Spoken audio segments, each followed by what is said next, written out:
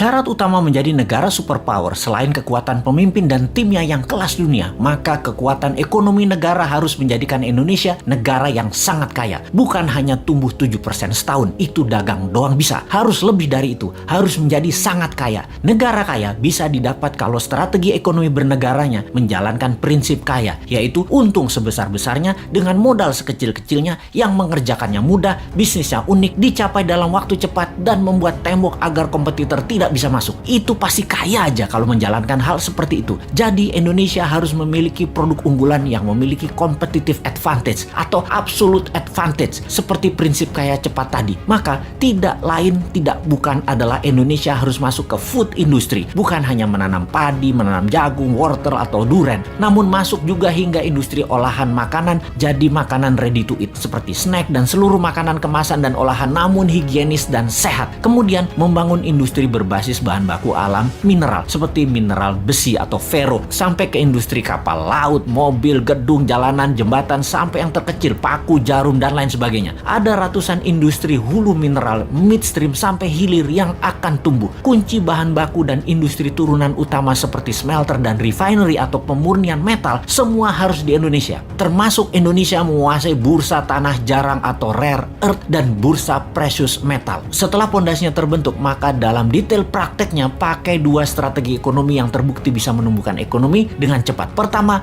bottom up, dari bawah ke atas, di mana kita akan membuat UKM scale up dari 20 juta pengusaha kelas kecil saat ini, 50%-nya dalam waktu 10 tahun menjadi pengusaha kelas menengah, dan 50% kelas menengah tadi menjadi kelas besar dengan pinjaman 0% menggunakan printing money. Yang diutamakan adalah industri serta manufaktur. Yang kedua adalah trickle down, dari atas ke bawah, di mana kita akan membuat 1000 konglomerat baru. Program ini bernama Bossman Boys. Setiap provinsi akan diseleksi mereka yang nasionalis, sudah memiliki pengalaman bisnis minimum 10 tahun, sudah memiliki organisasi dan tim manajemen yang tangguh. Mereka rata-rata akan diberikan standby loan 5 triliun rupiah tanpa bunga yang harus dikembalikan dalam 7 tahun utuh. Seleksinya nasional berdasarkan prestasi, meritokrasi sistem. Yang terpenting karakternya adalah NKRI garis lurus, visioner, agresif, dan terukur. Oligarki mules nih kalau program ini dijalankan. Makanya jangan pilih Mardigu jadi presiden.